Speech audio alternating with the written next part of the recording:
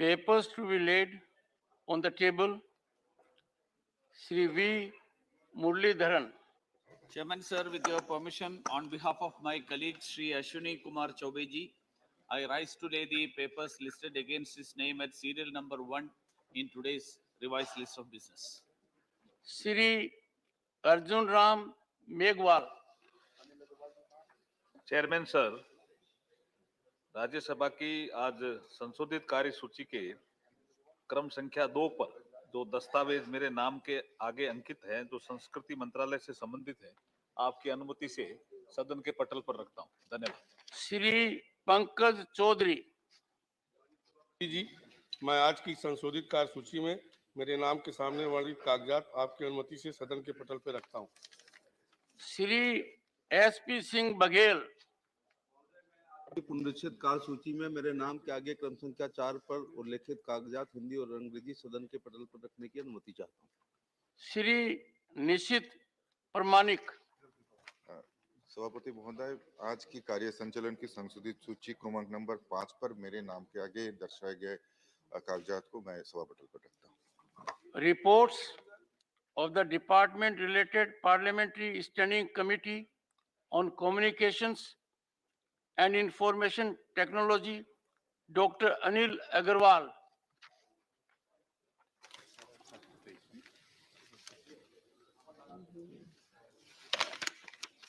माननीय सभापति जी, मैं अपने नाम के सामने यथा सूचीबद्ध संचार और सूचना प्रौद्योगिकी संबंधी अस्थायी समिति के 37वें, 38वें, 39वें, 40वें, 41वें और 42वें प्रतिवेदन हिंदी और अंग्रेजी सभा पटल पर रखता हूं। Statement by minister Shri V.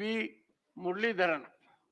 Chairman sir, with your permission, on behalf of my colleague Dr. L. Murugan ji, I rise to lay on the table a statement in English and Hindi outlining the reasons of not framing subordinate legislation under Section 3 of the Prasar Bharati Broadcasting Corporation of India Amendment Act 2011.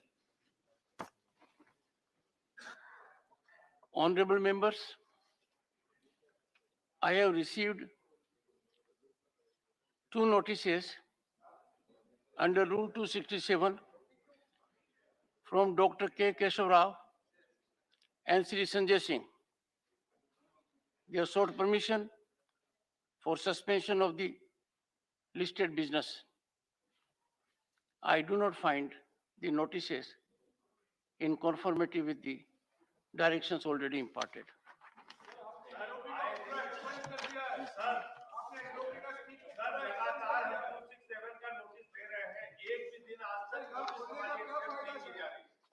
और इसके विरोध में हम लोग सदन का out कर रहे हैं। हमारी पार्टी ये पूरी तरह से गलत है। ये अडानी मोदी का महा घोटाला है सर, इसकी जांच जेपी से होनी चाहिए। ये हमारी डिमांड है।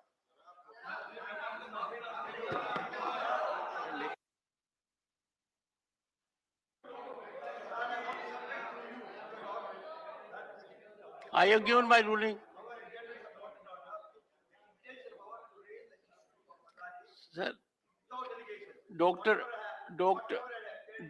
K. Keshav Rao ji, Dr. K. Keshav Rao ji, you have, one second. You have articulated very effectively what you mean to convey. And very effectively and rationally. Having, one second, having taken note of that, I have given my ruling, please.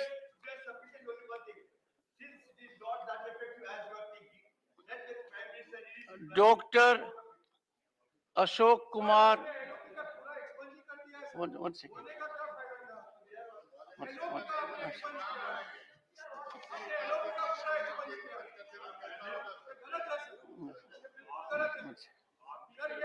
Honorable members, take your seat. Take your seat.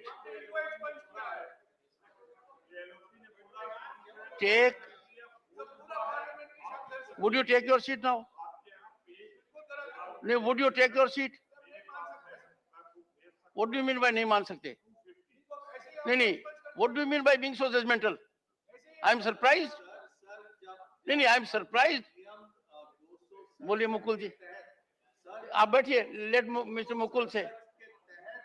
हमने आपको notice दिया, आपने उसे खारिज किया।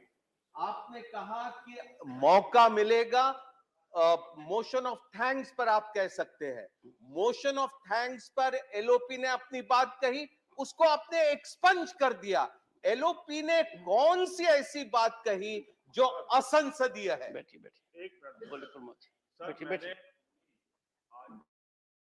Others में text please. Assembly में, Karnataka assembly में मैंने 3-4 उदाहरण देखे। जो शब्द नेता विरोधी दल ने प्रयोग किए हैं वो पूरी तरह पार्लियामेंट्री है। यहीं बैठकर मनमोहन सिंह जी ने इन शब्दों का प्रयोग किया था और वो आपकी कार्रवाई में सम्मिलित है, आप देख लें। तो मैं सिर्फ ये कहना चाहता हूं, आप ही के आदेश का पालन हो रहा है कि भाई 267 में नहीं, जब राष्ट्रपति के भाषण पर चर्चा हो बोल लेना, उसमें बोल रहे हैं।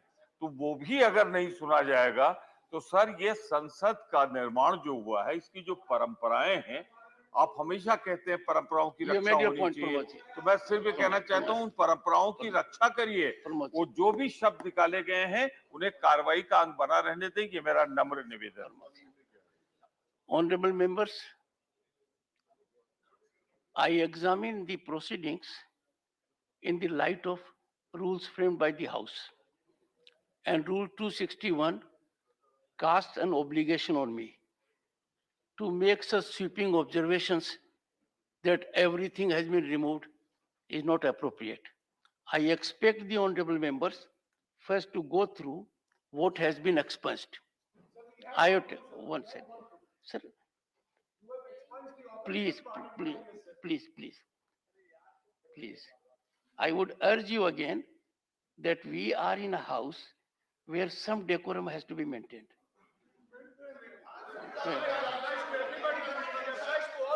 No. I have taken my call. Dr. Ashok Kumar Mittal. One second. Please take your seat, Honorable LOP. Sir, One second.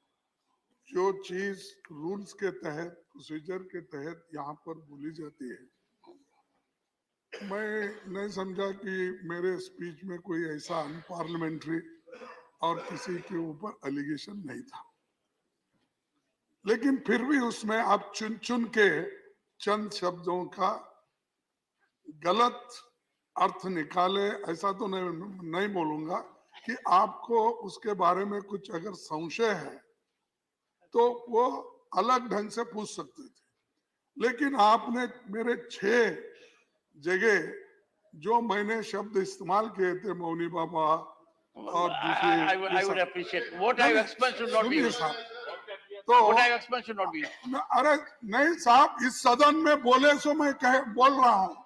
Narasimha Rao ji को वाजपेयी साहब ने खुद एक शब्द कहा था, अभी भी वो अब किताब में है, आप देखिए। और मेरे को जो जब यहाँ बात हमारे चीफ व्हिप रखते हैं हमारे पार्टी की ओर से और सदन की ओर से रखते हैं, तो आप उनको बार बार टोकते रहते हो, ये ठीक नहीं है, आप बैठिए, आप पढ़िए। अब बहुत अच्छा पढ़ के आए साहब, वो तो हार्वर्ड यूनिवर्सिटी के स्टूडेंट है, अच्छा जानते हैं, हिंदी जानते हैं, कन्नड़ा जानते हैं, इंग्लिश जानते हैं, हिंदी जानते हैं, और कौन सी भाषाएं, तो इसीलिए, और संसदीय भाषा जानते हैं, इसके बावजूद भी आप उनको टोकते ही रहते हो। जो मेरा डिफेंस में आता हर राइट्स को टोकना, ये ठीक नहीं है। कृपया आप और एक बार उसको देखिए। Ultimate defender of the LOP is the chairman. नहीं, वो नहीं हो रहा ना सर, वो नहीं हो रहा, आप एक्सपेक्ट कर रहे हैं। Dr. Ashok Kumar Mittal. I have taken 0 hour. Not present. Shri Binoy Vishwam. Thank you, sir. With a saddened heart and with lot of protest, I stand here. My concern and our concern, I should call it, is regarding the miseries of the Manrega workers. Mahatma Gandhi National Rural Employment Guarantee Act workers. Sir, their numbers come to 15.28 crores in this country. And those people, they work for the country. And they are also creating wealth in this country. And their sorrows, livelihoods, should be taken care of by this government and this house, I believe. Sir, in Manrega, we can see that it covers around 2,70,000 and 342 panchayats in the country. Such a wide scheme it is. I am proud to say it is the child of the UPA one government in which the left also played a critical role in evolving the policies. That government made this Manrega project. Sir, I am very constrained to say that this government of today is trying to kill that project, to kill it. The budget presented here in the House, in the Parliament, by the Honorable Finance Minister has allocated only 60,000 crores rupees for that scheme. So that's a paltry amount. And that amount will not be enough to maintain this project for the poor people. So 10 days back, thousands of them came to the national capital under the banner of the AITUC for a struggle. So their demand was that, so simple it is, enhance the working days to 200 in a year. Out of 365 days, they demand only 200 days. Moreover, the minimum wage they demand is only rupees 700. So today they are getting only 217 rupees. The finance minister and the ministers here and the chair, please tell us, how can a family live by this bigger amount? 217 rupees per day. They are not living, surviving. So please think of them and request the House and the government to take the matter seriously and see that at least this remuneration should be improved to rupees 700 and the working days to be increased to 700 days and their minimum salary should be 700 rupees per day. Sir, I am very sure that the government of the poor, as they claim, cannot forget this claim. Shri Imran Pratapgadi. कितनी आशाइशें हंसती रही ऐवानों में, कितने दर मेरी कहानी पे सदा बंद रहे। मेरे हाथों ने तो पोशाकें बिनी रेशमी, लेकिन मेरे कपड़ों के मुकद्दर में तो पैबंद रहे। सभापति महोदय, मैं आज एक ऐसे समाज और उससे जुड़े उद्योग का दर्द आपके सामने रखने के लिए खड़ा हुआ हूं जिसे बुनकर समाज कहा जाता है, जो अपने हाथों के उंगलियों के हुनर से धागे से धागा जोड़ता है और हमारे आपके जिस्मों के लिए लिबास बनाता है। मैं एक ऐसे उद्योग का दर्द आपको सुना रहा हूं जो कृषि के बाद इस देश में सबसे ज्यादा रोजगार सृजित करता है। चाहे महाराष्ट्र का भिवंडी हो, मालेगांव हो, इचलकरंजी हो, उत्तर प्रदेश का बनारस हो, मऊ हो, मुबारकपुर हो, टांडा हो, मेरठ हो, इलाहाबाद का मऊआयमा हो, मध्य प्रदेश का बुरहानपुर हो, बिहार का भागलपुर हो, तमिलनाडु का सेलम हो, त्रिची हो या फिर आंध्र प्रदेश का गुंटूर हो, इन तमाम शहरों में लाखों परिवारों के घर का चूल्हा जिस उद्योग की बदौलत जलता है, वो उद्योग आज बदहाली का शिकार है। सभापति महोदय, पूरी टेक्सटाइल इंडस्ट्री में 60% लगभग कंट्रीब्यूशन पावर लूम इंडस्ट्री का है, लेकिन सरकार ने इस इंडस्ट्री को यतीम छोड़ दिया है, बेसहारा छोड़ दिया है। कांग्रेस की सरकार ने इसके सपोर्ट के लिए 30% कैपिटल सब्सिडी दी थी, लेकिन 2014 में जब भाजपा की सरकार आई तो उसे घटाकर 10% कर दिया और इन दिनों पिछले 6 महीने से उसे भी बंद कर रखा है। सभापति महोदय, गब्बर सिंह टैक्स यानी सरकारी भाषा में जीएसटी, धागों पर लगाई गई जीएसटी ने पूरी यॉर्न मार्केट को फ्लैक्चुएट कर रखा है। सभापति महोदय, यॉर्न मार्केट के फ्लैक्चुएशन ने ये दिखा दिया है कि उस पर सरकार का कोई कंट्रोल नहीं है और ये उद्योग उसकी वजह से ज्यादा तबाह हो रहा है। चाइना से नेपाल और बांग्लादेश के रास्ते होने वाली डंपिंग ने इस उद्योग की बर्बादी में और सहायता जताई है। पूरे एशिया में सबसे ज्यादा पावरलूम भिवंडी में हुआ करता है, लेकिन सरकारी उदासीनता के बाद पिछले दिनों 2 लाख से ज्यादा पावरलूम मशीनें कबाड़ में बिक गई। सभापति महोदय, जिस बनारस में कभी करघे पर बैठ करके कबीर दास जी झीनी बीनी चदरिया बुना करते थे, उसी बनारस में आज बुनकर भाई ईंट भट्ठों पर काम करने के लिए मजबूर हो गए। अंत में सभापति महोदय, मैं आपसे कहना चाहता हूं कि करघों के धागे टूट रहे हैं, मशीनें कबाड़ में बिक रही हैं, पावर लूम को सप्लाई होने वाली बिजली के बिलों का बोझ इतना भारी है कि बुनकरों के कंधे टूट रहे हैं। जीएसटी लगा करके सरकार ने उनकी कमर और तोड़ी है। सरकार ने जीएसटी की, आखिरी बात कह रहा हूं सभापति महोदय, सरकार ने जीएसटी की लिमिट 20 लाख रखी है। मैं अनुरोध कर रहा हूं, मांग कर रहा हूं कि जीएसटी की लिमिट कम से कम 50 लाख की जाए, इस उद्योग पर मरहम लगाया जाए, सस्ती बिजली दी जाए। Abdullah, time over. Sir, thank you, Honorable Chairman, sir. Sir, my hometown Pudukkottai, the royal province which existed between the year 1680 to 1948, was the first princely state that signed the instrument of accession on 3rd March 1948 after independence. His Highness Raja Sir Rajgopala Dandaman Bahadur was the princely state 9th and last crowned ruler. He was the first king who signed the instrument of accession with the independent India wholeheartedly with his total treasury amount currently located at Pudukkottai district. Additionally, he selflessly donated his royal palace for the functioning of the district collectorate at the request of the then Chief Minister, Dr. Kalaignar. He also served as a president of Tamil Nadu Cricket Association, Kodaikanal Boat and Rowing Club also. As soon as India gained independence, he decided to adjoin his country with India without any duress. His Highness Raja Sir was honored with many royal medals by the government. He died on 16th January 1997 at the age of 74. Sir, then the Home Minister Sardar Vallabhbhai Patel got the confidence to unite India along with the princely state only because of him. His Highness Raja Sir was honored with the George V Silver Medal.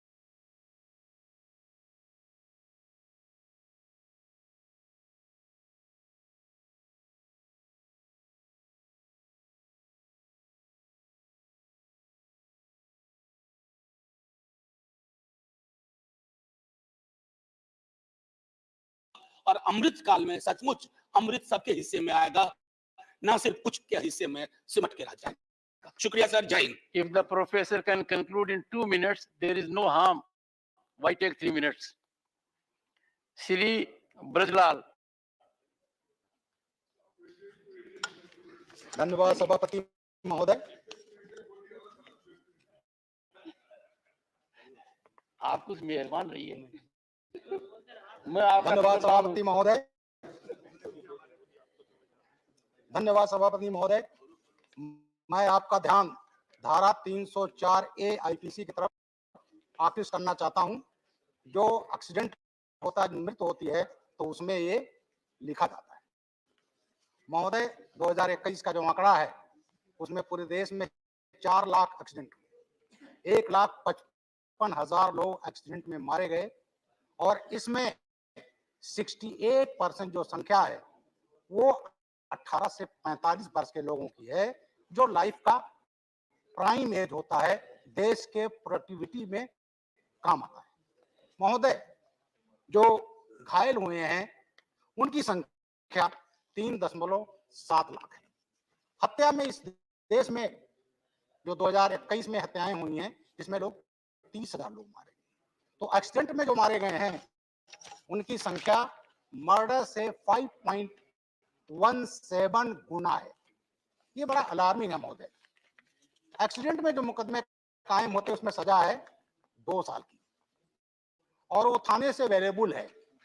चाहे कोई accident करके footpath पर सोते हुए मजदूरों को दबा दे, किसी को झोपड़ी में घुसा दे, तब भी सजा महोदय मात्र 2 साल की है। और जो एक्सीडेंट होते हैं उसमें 85.4% एक्सीडेंट और स्पीडिंग से होते हैं। महोदय, मेरा ये कहना है कि अंग्रेजों के जमाने का कानून था, गाड़ी उन्हीं के पास होती थी, वही चलाते हैं और आज भी जो है बड़ा वर्ग है उसी के पास है। तो थाने से ही अवेलेबल हो जाए, एक दिन भी जेल नहीं जाएगा। मेरा आपसे अनुरोध यह है कि धारा 304A है, उसमें अमेंडमेंट करके एक धारा जोड़ा जाए 304AA। अगर एक्सीडेंट कोई शराब के नशे में करता है, ड्रग्स में करता है, जो है राइडिंग में करता है, इलेक्ट्रॉनिक उपकरणों का प्रयोग करता है, तो उसकी जिम्मेदारी ज्यादा बनती है। उसमें सजा का प्राविधान भी ज्यादा होना चाहिए और उसमें फाइन भी ज्यादा होना चाहिए, जो मृतक के परिवार को दिया जा सके। इसलिए मेरा अनुरोध है महोदय कि ये 304A में कम से कम 60 साल की सजा होनी चाहिए, जुर्माना ज्यादा होना चाहिए और वो जुर्माना जो मृतक का परिवार है उसको दिया जाना चाहिए। यही मेरा कहना है महोदय। जय। Doctor Amar Patnaik. Thank you, Chairman, sir, for giving me this opportunity. Sir, as per the latest report of TRI, that is 31st July 2022, the overall tele density of Orissa is 75.23%, which is within the bottom 5 states of India. Even the Northeast has higher tele density at 77.98% and Jammu and Kashmir at 88.18%. The national average is 85.11%. So you can imagine the kind of service, the denial of digital services to the people staying in this region. Now within this, the rural tele-density is only 62.73%, internet density is 34.51%. All the statistics give one particular picture clear that the rural people of Orissa have no benefit from the extension of digital revolution in the KBK region, sir. This has 7 aspirational districts. Now, in this region, sir, 10,000 villages have no internet connectivity, no tele-density, sir. 6,278 villages are still without mobile access or connectivity, sir.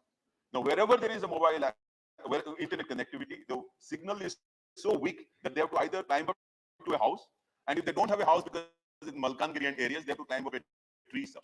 Now, in this kind of a scenario, sir, it was envisaged to install towers, mobile towers, and there was this proposal for it. The proposal is LWU Phase 2, Reliance Jio was supposed to install 483 towers. Aspirational Districts Projects, 2,379 towers.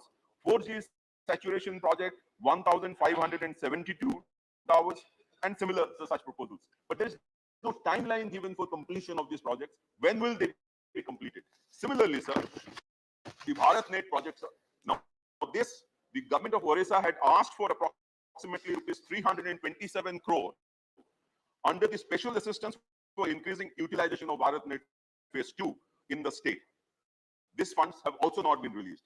So what concerns me is that the budget, the center's current recent budget estimates is 26% less than the previous budget estimate of last year, and 37% less than the revised estimates. In such a scenario, sir, I shudder to think how this entire project will be completed and digital connectivity in the remote part of Orissa, particularly rural, left-wing extremist affected areas, will be completed.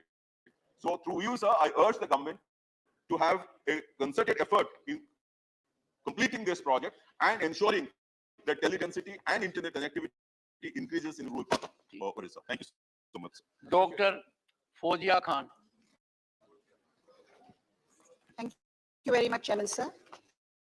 Sir, as per the data revealed by SAFAR, India Institute of Tropical Meteorology, IITM, the air quality of cities like Mumbai and Pune have dropped to poor and very poor levels, sir. So this is the result of the northeasterly and the easterly wind flow, which carries pollutants and moisture with it. The pollutants which flow from the Indo-Gangetic Basin and central India, combined with constant drop in temperature and the cloudy weather throughout the day, have rendered these pollutants to stay within the vicinity of humans, blocking their escape to higher levels in the atmosphere, sir. So usually when temperatures are high, humidity is less and there is dry weather with greater particle suspension. These pollutants are responsible for the falling of the PM 2.5 concentration to 317 micrograms per cubic meter in Pune and 313 micrograms per cubic meter in Mumbai, when the maximum possible limit is 60 micrograms per cubic meter, sir. A more or less similar situation is there throughout the state concerning these affairs. Additionally, it has left the doctors worried about a hike in cases of upper respiratory tract infections, bronchial asthma, and heart issues, sir. These pollutants could either be from dust or pollen or from vehicular emissions. So although at present, it's not in the hands of humans to alter the structure of winds and the climate, a robust mechanism to combat factors that lead to air pollution must be raised, sir. And the health infrastructure for this needs to be maintained to address such issues so that people affected, especially the senior citizens, sir, can avail themselves of the benefit of the same. At the end, I will only say, sir, be a part of the solution and not part of the pollution. Thank you, sir. Srimati J.B. Mather Isham.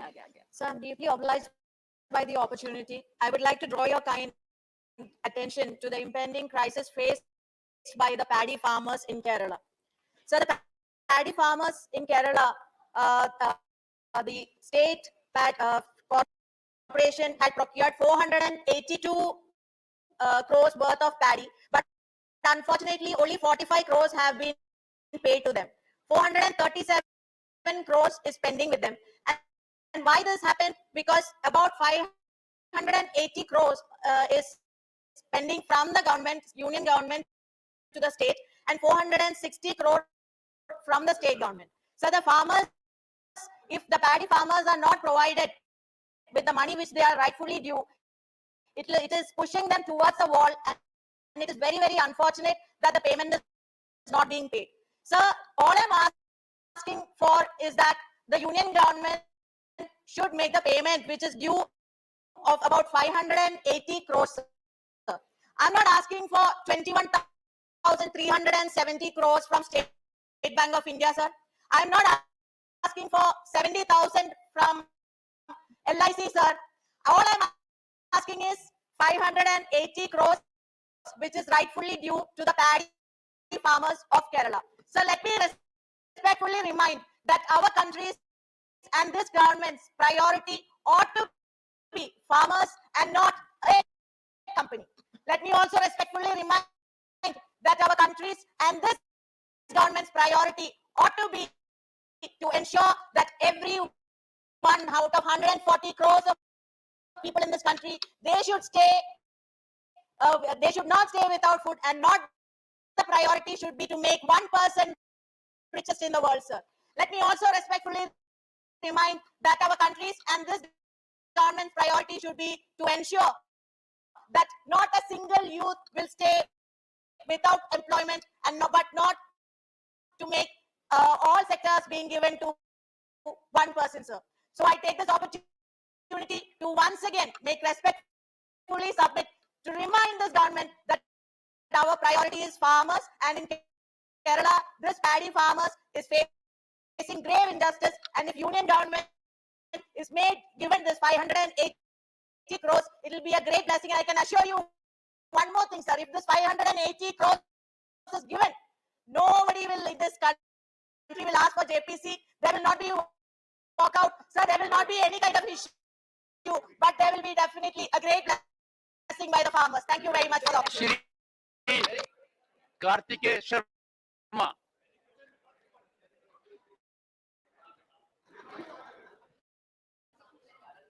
Thank you, Honorable Chairman, sir. I want to bring to the attention the need to ensure protection of all rights of patients from the arbitrariness of private hospitals. Indian Constitution guarantees fundamental rights to each and every citizen of India. Article 21 of the Constitution of India guarantees a fundamental right to life and personal liberty.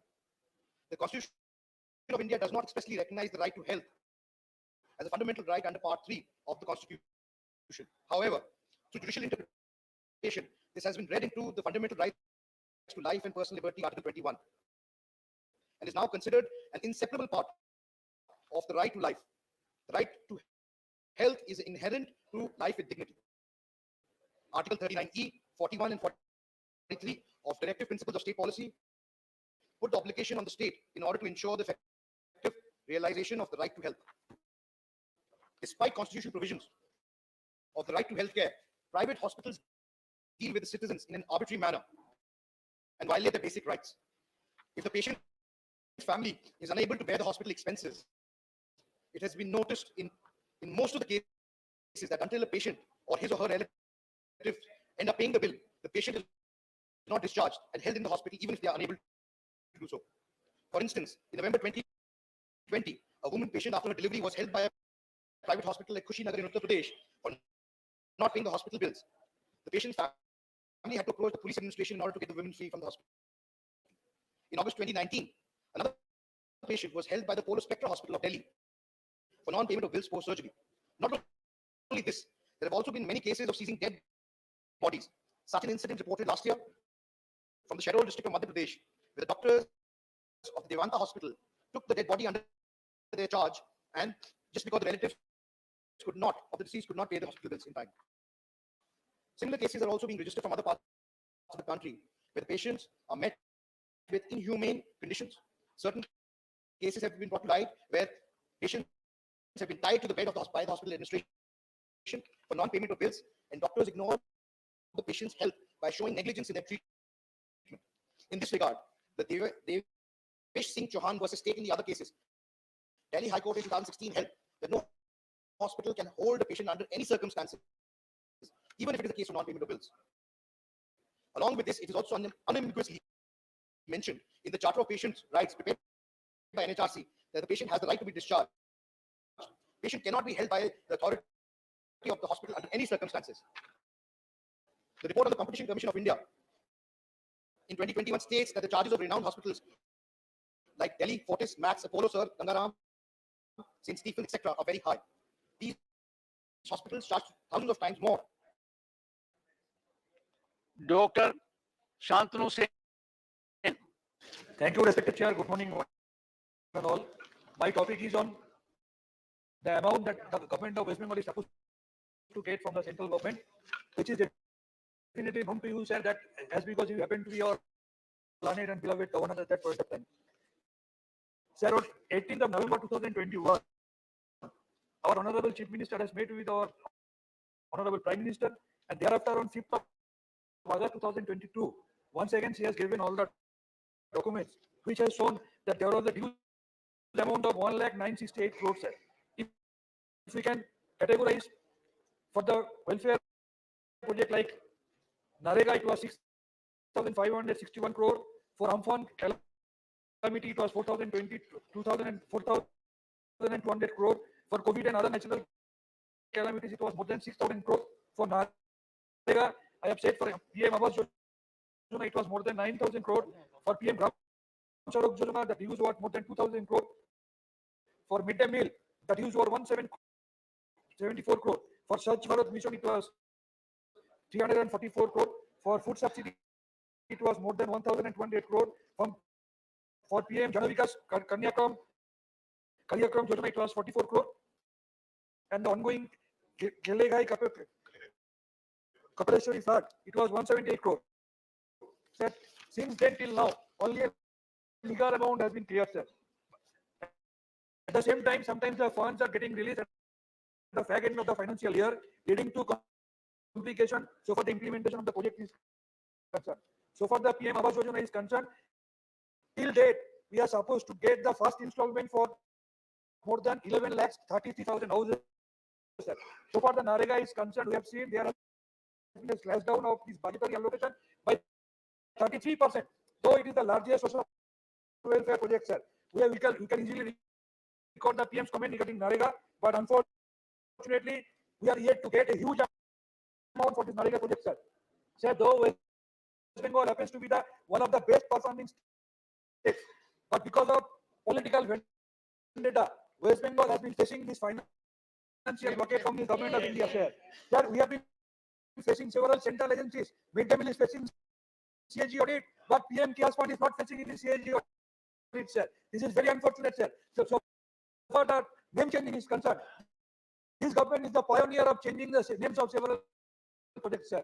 My humble submission to the government, don't do this vendetta politics with the best performing state like state of West Bengal, which is doing its best under the leadership of Madam Mamata Banerjee. Kindly clear the dues for the social welfare projects which you are supposed to clear, sir. This is our humble submission before the government. Thank you very much. Sri Tiruchi Siva. Thank you, Mr. Chairman, sir. Sir, the health workers comprising of the doctors, the nurses, and the hospital staff are a vital part of the society, and they work selflessly and are considered to be the living gods on earth.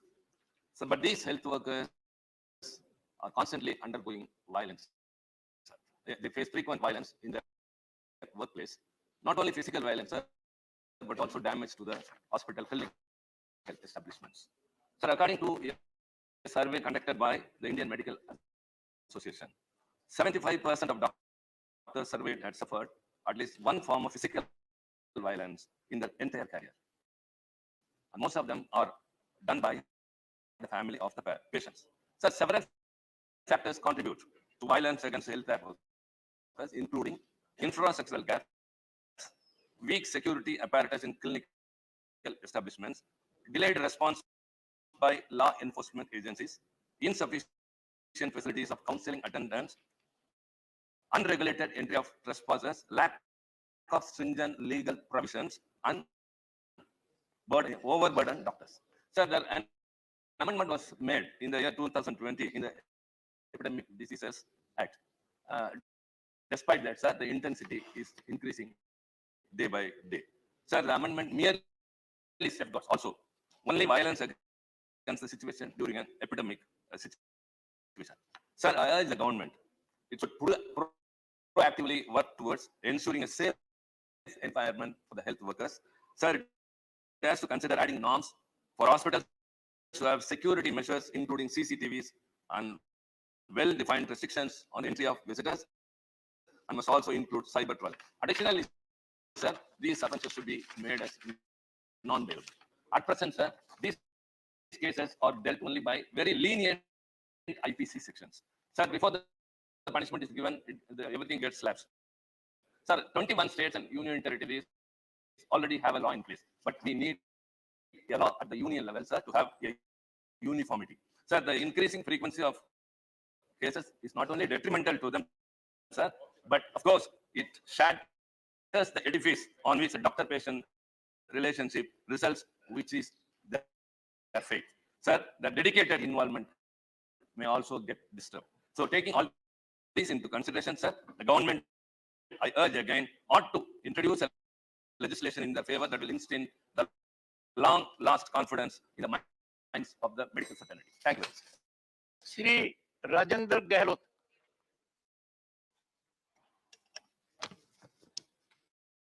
माननीय सभापति जी को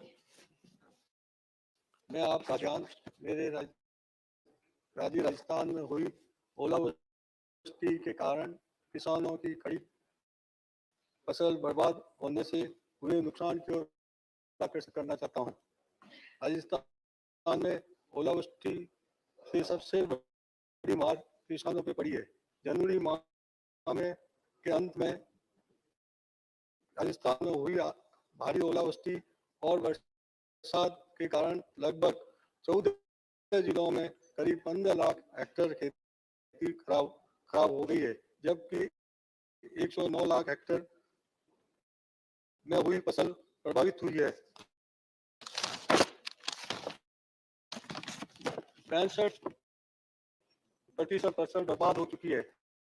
इसका किसानों की आजीविका अर्थव्यवस्था पर गहरा प्रभाव पड़ा है। महोदय, राजस्थान सरकार को बार बार मांग करने के बाद भी इस फसल का जो आंकलन करके किसानों की मदद करनी चाहिए थी, वो मदद नहीं कर पा रही है। इसलिए मैं कृषि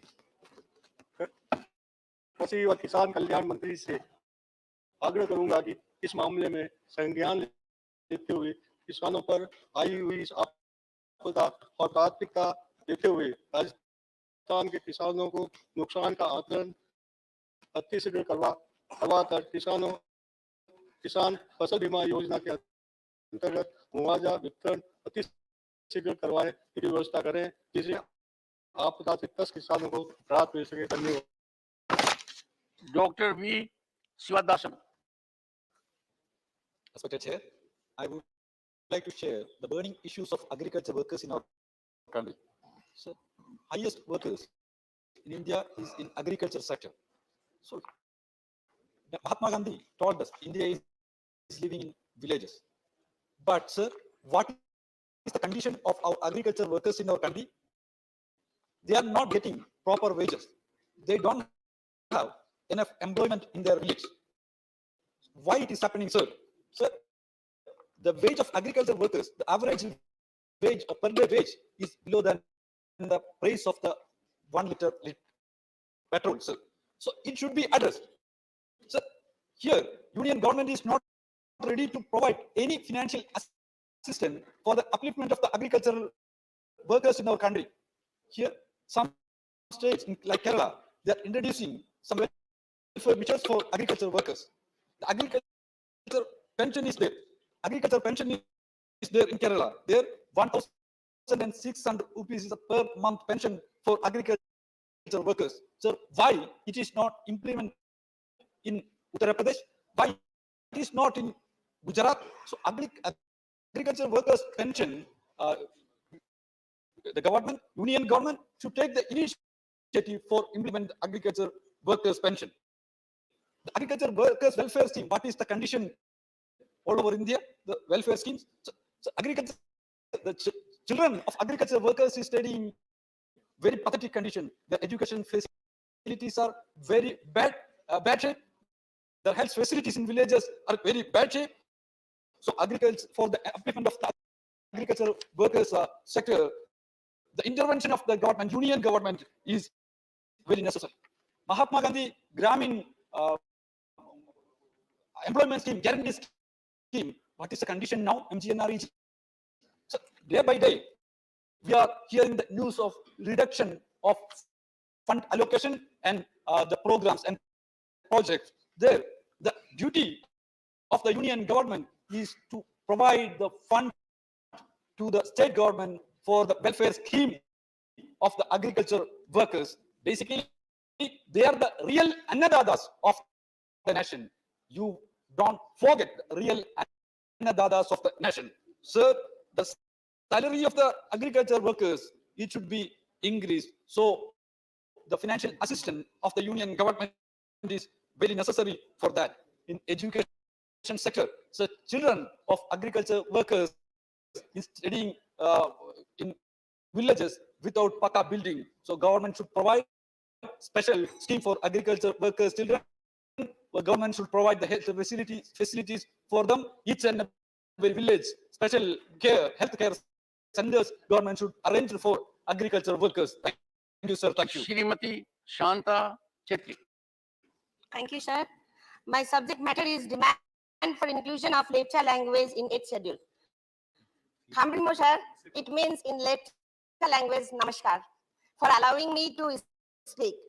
I would like to draw the kind attention of this august house that Lepcha is a Himalayas language spoken by Lepcha people in Sikkim, parts of West Bengal, in Darjeeling and Kalimpong.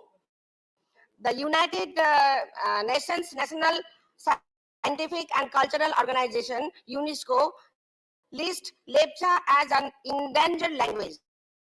The Lepcha language is spoken in Sikkim and Darjeeling and Kalimpong district in West Bengal. Sir, the 1991 Indian census counted 39,342 speakers of Lepcha. Lepcha is considered to be one of the indigenous languages of the area in which it is spoken. Lepcha people have their own indigenous script. I humbly urge the August House to draw the kind attention of the Honorable Prime Minister to include the long pending demand of Lepcha people to include their language in its schedule. This will ensure the preservation and growth of the rich language. Toximo, sir, that means thank you. Dr. Dharamstal Virender Hegde. Honorable Speaker, sir, thank you for this opportunity. India is a country of villages and has the traditional medicine system Ayurveda. People across the country are following traditional Indian medical system of Ayush. Ayurveda is called the science of life, plays an important role in maintaining physical well-being and resisting diseases. The government should launch health awareness campaigns to promote physical activity, walking, and encourage people not to follow a sedentary lifestyle. Use of plants as a source of medicine has been an ancient practice and is an important component of the healthcare system in India. In India, about 70% of the rural population depends on Indian traditional Ayurveda system of medicine. Most healers or practitioners of the traditional system of medicine prepare formulations by their own recipes and dispense to the patients, improving the information and services provided in local pharmacies that are the primary source of treatment for many ailments in rural areas might serve as an effective substitute for allowing an unregulated use of conventional medical treatment. The government campaigns should aim to promote Ayurveda and Yoga as disciplines to help lead a healthy life. The government should launch a scheme in rural areas to popularize Ayush-based lifestyles, which are promoted through behavioral change in communication, training of village health workers towards identification and use of local medicinal plants, and provision of Ayush health services. What are the measures taken by the Ministry of Ayush for further propagating the natural medical system, especially in rural areas of the country?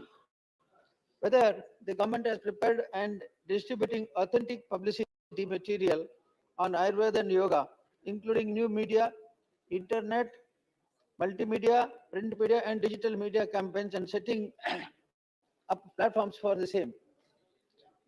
There is a need to revisit the state policies to further strengthen the traditional healthcare systems in the country. In view of the rising demand for Ayush modalities and therapeutics, the limitations of statutory regulations towards Ayush system need to be relooked. The Ministry of Ayush should devise mechanisms for centralized data collection and real-time monitoring with the states and UTS. It is evident that the Ayush system has a country-wide network and is playing a very important role in the mitigation of diseases with low cost.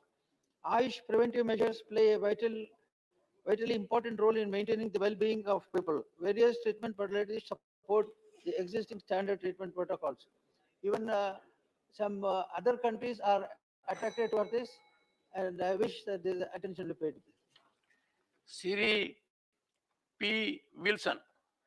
Chairman, sir, I raise to bring to the kind attention of this August House the issue relating to the abolition of toll plazas on national highways across the country.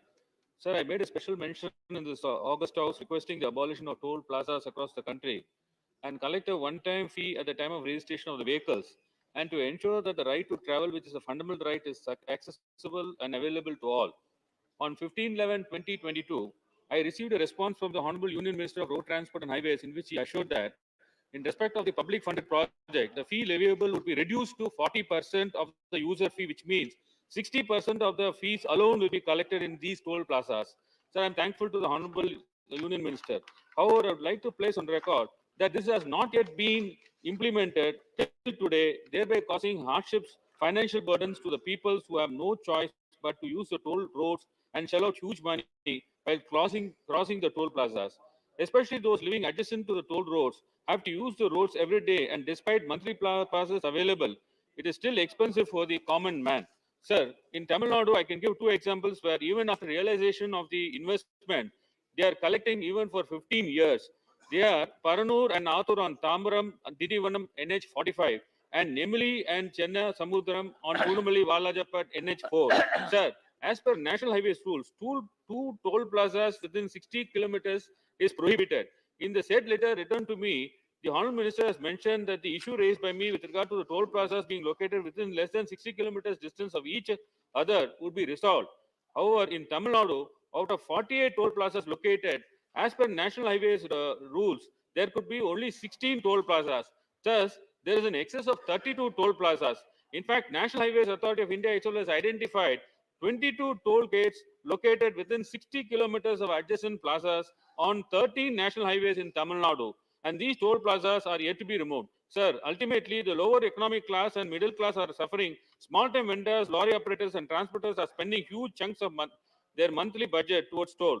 These are people who even pledge their jewels to make ends their meet. We should not put the burden of paying for road infrastructure on them. Sir, the problem is not only in Tamil Nadu, but it is seen in pan-India. There are more than 1,000 toll plazas in India. These are toll plazas in which public is compelled to pay toll plazas for incomplete facilities that do at exorbitant rates. To make matters worse, NHA increases toll plazas mechanically year by year. There is no independent regulatory authority which determines the toll fees. The formula adopted to justify periodical increase of toll fees is higher unscientific, no rationality, and is highly arbitrary. An official in the cadre of Deputy Secretary simply raises a mathematical formula found in the concession agreement and keeps on increasing the toll fees mechanically. Even the state government's public transports are charged. So therefore, the time has come where all toll plazas have to be abolished completely as it hampers free movement, development, and industrialization. I urge the Honourable Transport Minister to look into this matter urgently. Siri Jose K. Money. Thank you, sir. Yes, this is about a severe crisis faced by the fishermen community. There are about 28 million people in the country rely on fishing for the livelihood. In Kerala itself, there are about 11 lakh fishermen. The biggest, the worst flood which hit the Kerala in 2018, they rescued about 50,000 people who were in the verge of death. So the livelihood of the fishermen community is getting hampered due to erratic weather condition, threat of climatic cyclonic storms, coastal erosion, excess tourism and development projects, which leads to large-scale displacement of fishing community. They have been hit hard by the aggressive trawling by the foreign fishing vessels and commercial fishing.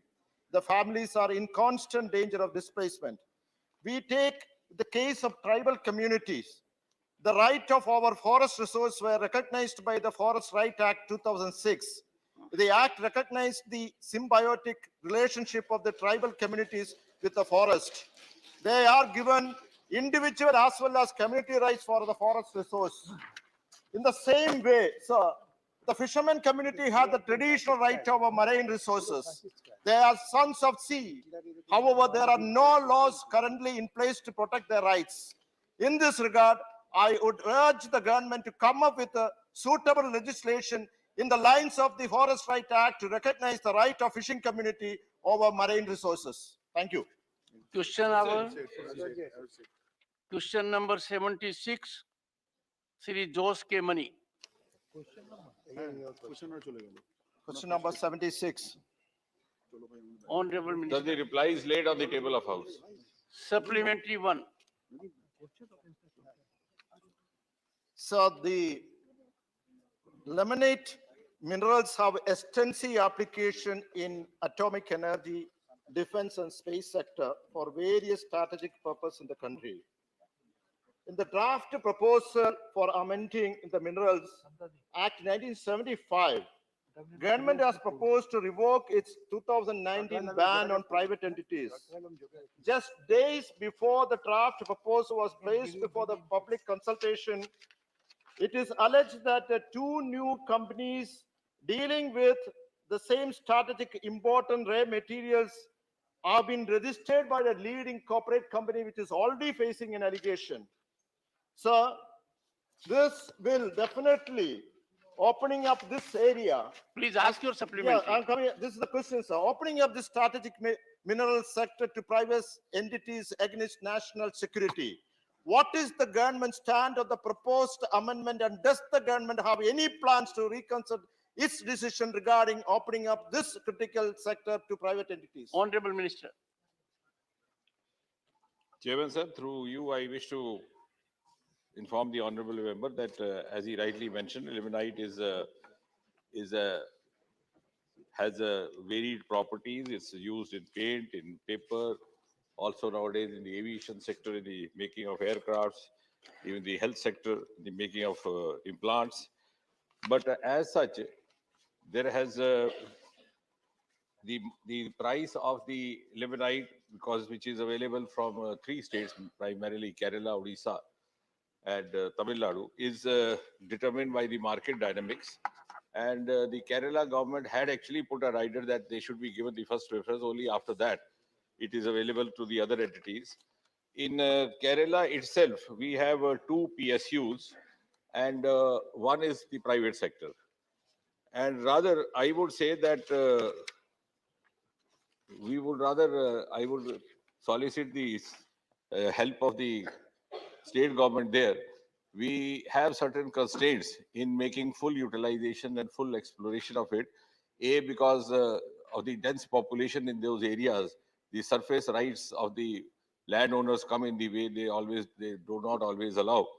But more importantly, the Kerala government had given us this lease way back in 1970. And the lease was for 4 blocks for a period of 20 years. Then it got renewed in 1990, again 20 years. Then the renewal was due in 2010, but it was denied. 2 blocks were totally denied. The other 2 blocks were given permission or lease only for 5 years. So 5, then 5, then 5. There's the third segment of 5. So the constraint actually is happening from the side of the Kerala government rather. And that is true for PSU. Yes. Yeah. And there are 2 PSUs. One is the Travancore Titanium. The other one is Kerala Minerals Limited. Kerala Minerals and Metals Limited. So now, in fact, the Travancore Limited is putting pressure on us that they should be getting price which is available for the limonite or the titanium available from Odisha coast.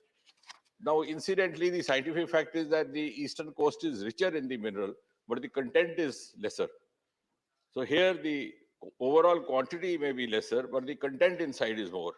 And therefore, the price is not effective or manageable. So I think that is the reason. In fact, the constraint on the functioning of the IREL is coming more from the preferences which have been put forward by the state government rather than IREL per se.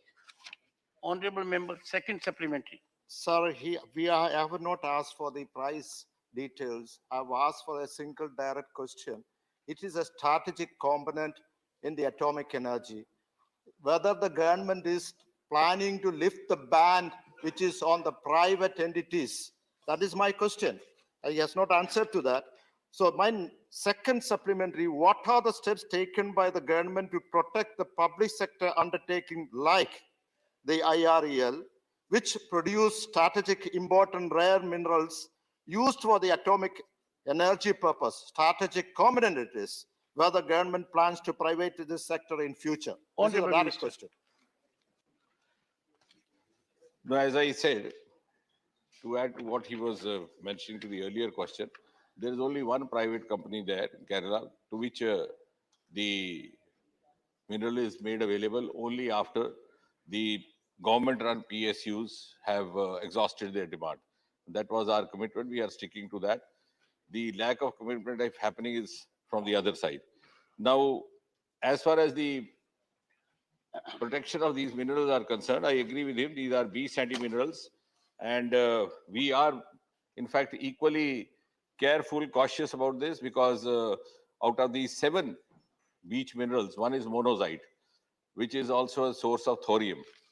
And India happens to be the storehouse of thorium in the sense that we have 21% of it, and we are also looking forward to have world's first ever thorium-run reactor in the form of Bhavani, which is also going to be made functional by next year or 2024. In fact, I would use this opportunity to say that out of the 22 reactors that we have in India today, as many as 10 to 11 were established only during the last 8.5 years of this government.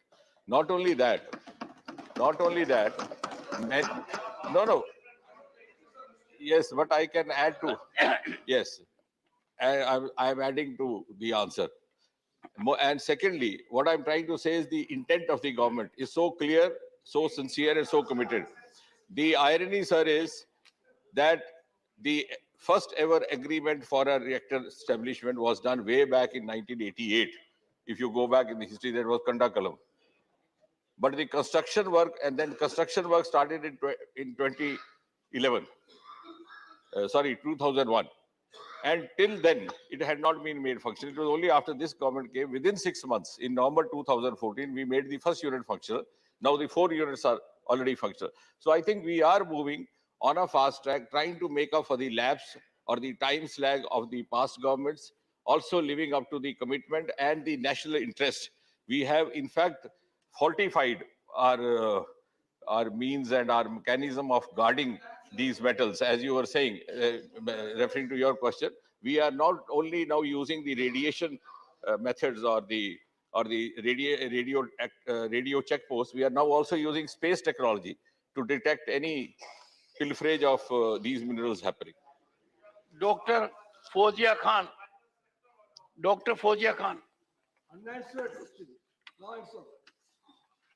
Sir, since the Honorable Prime Minister is here, I would like to take liberty to ask a question about something which is near my neighboring district. There's एक भारत की पहली LIGO laser interferometry gravitational wave laboratory है जो हमारे औंढा नागनाथ के दुधाला गांव में एस्टैब्लिश की जा रही है और उस ऑब्जर्वेटरी का विशेषता ये है कि ये दुनिया में तीसरी लेबोरेटरी है।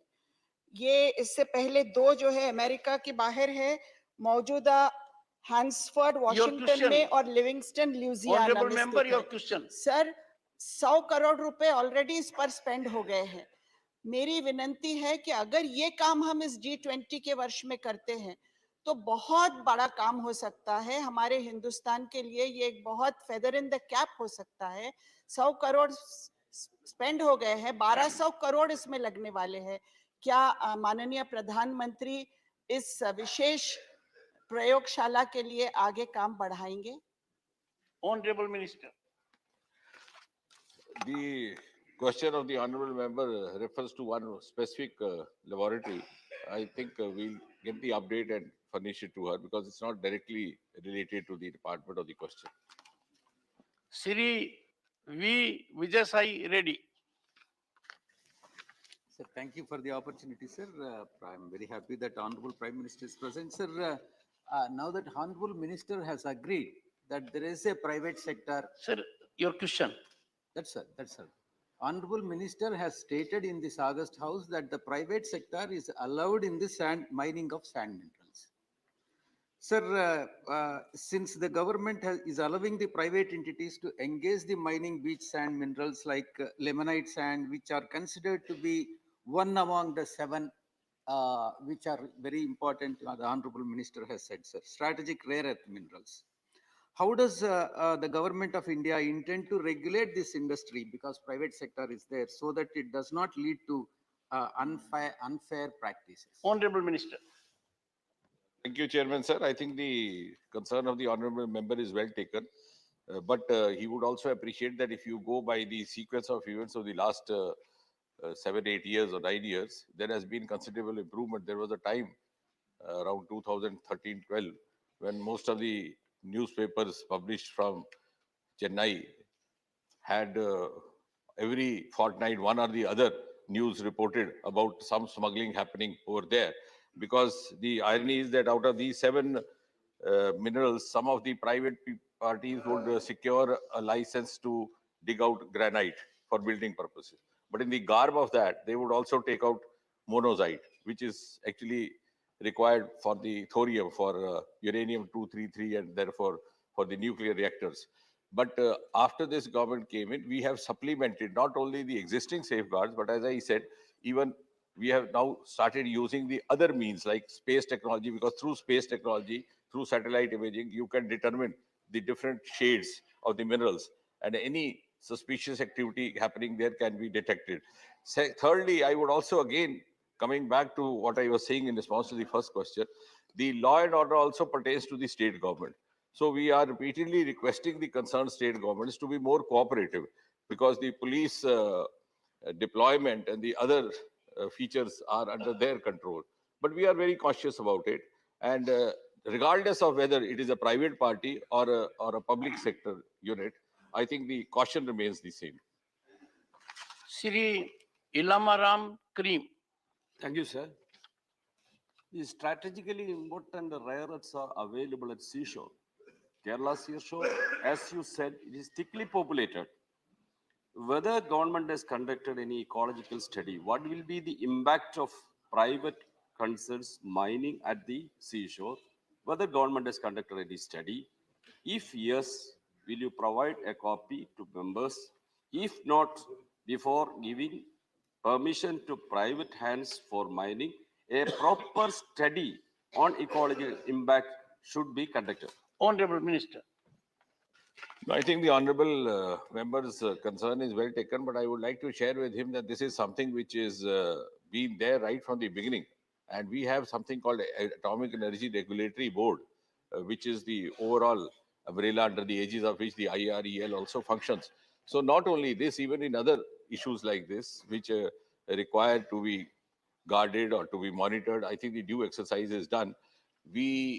And wherever the mining is done, in fact, I would rather solicit the support of the cooperation of the public representatives, because some of the places we get undue apprehensions being created in the public mind when we undertake a project. Like, for example, we have a huge source of uranium in northeastern state of Meghalaya, which got stuck up. In Rawalbhata, we were about to put up a plant which has been stuck up for the last 2-3 years or so. And therefore, all the due caution is taken wherever this mining is done, or even the reactor is set up. But it's only the apprehension which happens. Sometimes somebody says that there will be now epidemic of cancers happening or something like that. Though we have provided them studies to the contrary, we did a small in-house survey to see how many scientists working in Bhava Atomic Center died of cancer due to radiations. And you would be surprised, we found none. There were only 2 or 3 unnatural deaths happening, and 1 or 2 cancers which were not related to radiation. So I think it's a responsibility of all of us to allay these fears. In some of the foreign countries now, the mining and the reactors are being established even in the residential colonies or in their close vicinity. Sri Question number 77, Sri Mohammad Nadimul Haq. Question number 77.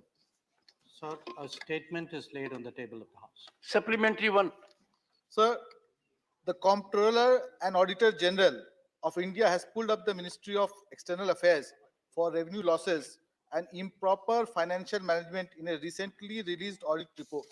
So my question is, does the ministry have any planned compensation mechanism in order to recover the revenue losses of rupees 58.23 crores occurred because of misapplication of fees in the OCI card scheme? Honorable Minister. Sir, I would like to inform the honorable member through you, sir. The Ministry of External Affairs extends a number of consular services for passports, visas, consular services, attestations, OCI, PIO. Each of this is a charged service. Now, because these are rendered outside the country, there are rate of exchange issues which come up. Now, these are all services which came up at different points of time. So typically they were handled, the instructions in each case were sent individually. Now, in 2017, instructions were sent regarding, because whenever there is devaluation or revaluation, there's a refixation of the rate of exchange. In 2017, instructions were sent regarding refixing of the rate of exchange. Now, the CAG paragraph, sir, and I want to say here that my own experience of audit and of CAG, I believe they are a very essential part of good governance. They help us to look at imperfections in our process. So CAG brought to attention two sets of issues. One related to UK. Now, in the case of UK, there should have been, according to the CAG report, a 23% increase in the fees which were charged. But our mission in UK took the view at that point that this would have a very dampening effect on the tourism from UK to India, and therefore limited it to 10%. So they did it for what they considered to be policy reasons. 17 other missions and posts in Europe, in their particular case, they were under the assumption that the instructions applied to visas and not to OCI. So they did not make the necessary changes.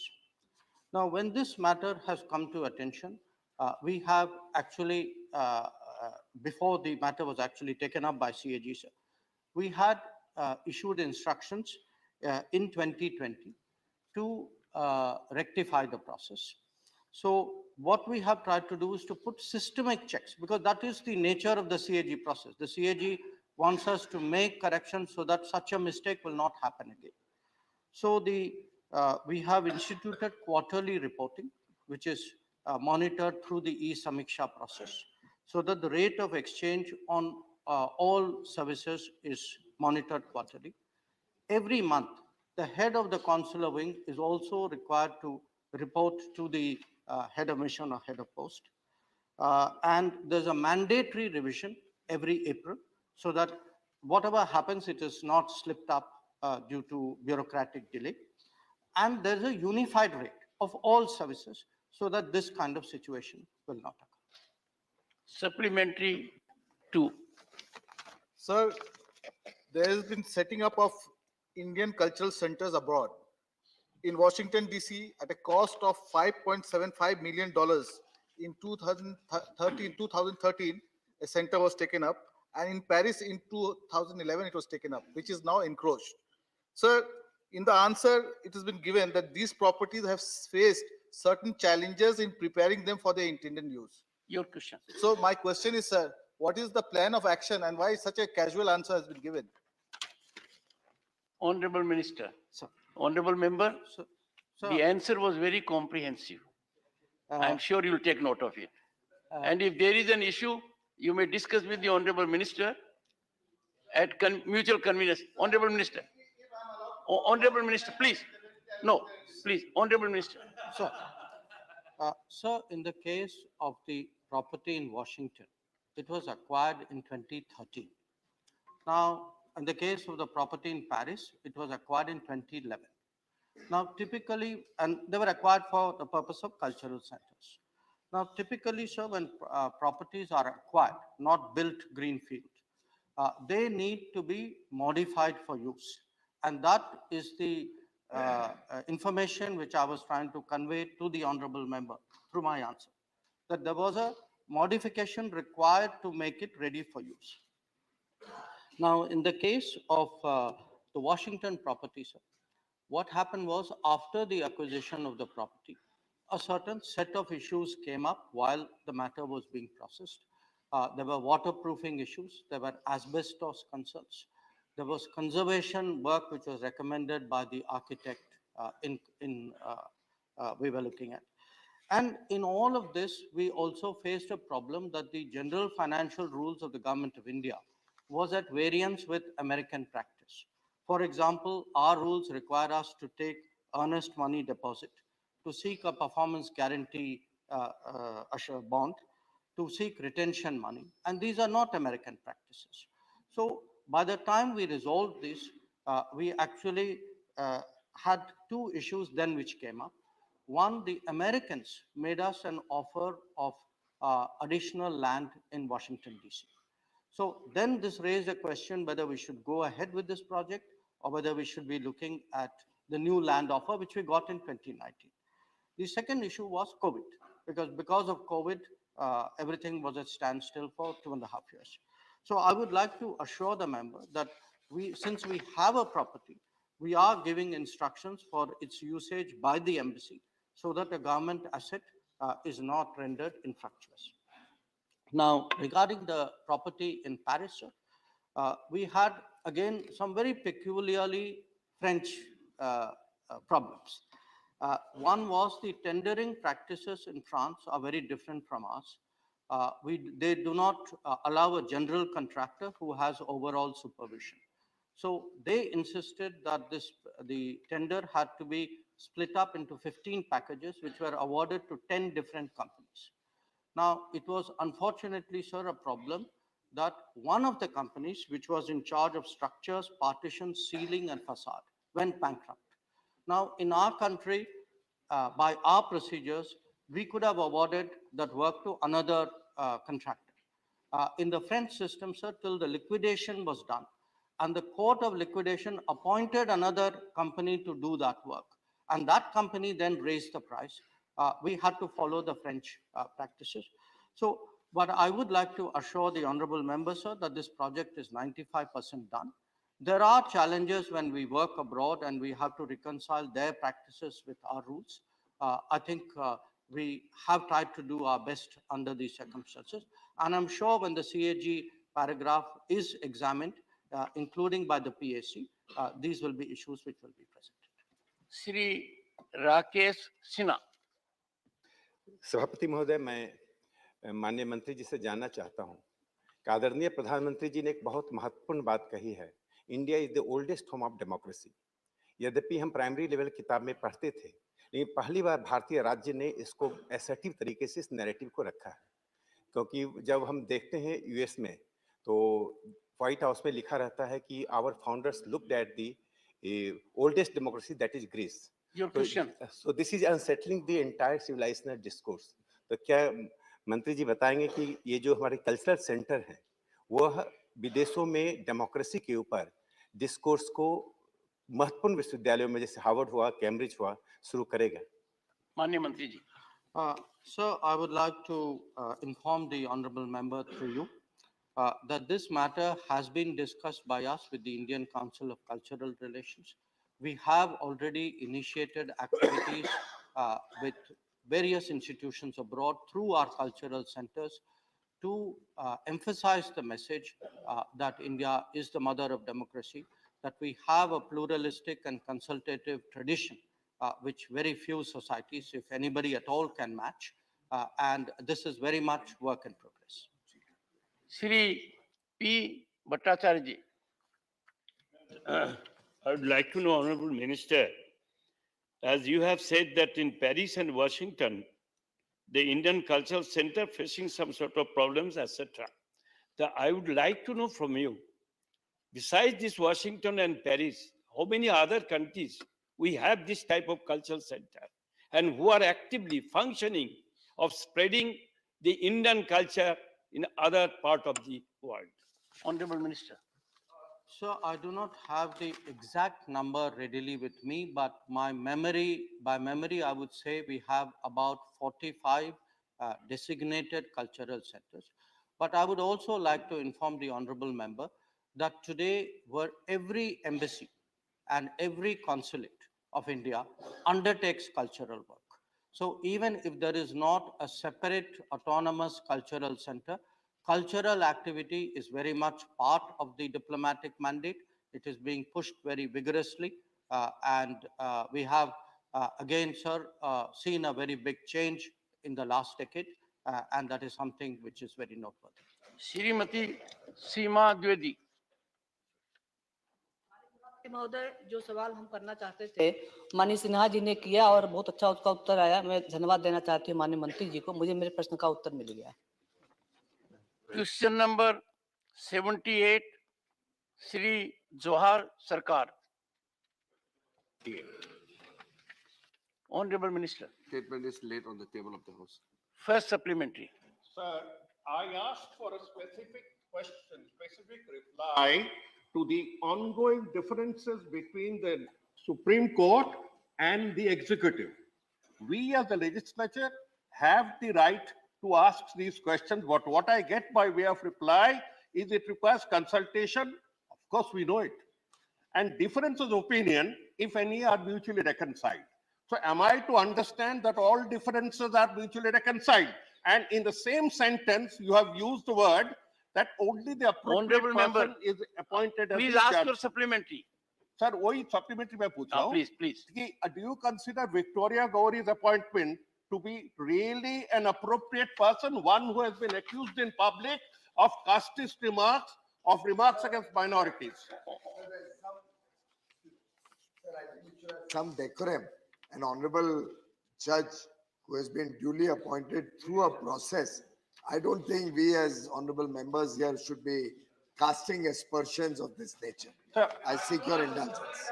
I ask because this is in the public domain. Everybody on earth knows that Victoria Gauri's opinions have been challenged by the liberal majority. Honorable member. You cannot wish it away saying that this is not proper. Honorable member, please. The three wings of the state, legislature, executive, and judiciary, they have to act in tandem and togetherness, and we must have mutual respect for them. All three ultimately have to get together to fructify our goals. When it comes to judiciary, with respect to which a judgment of the highest court has already come, I'm sure that issue should be kept away.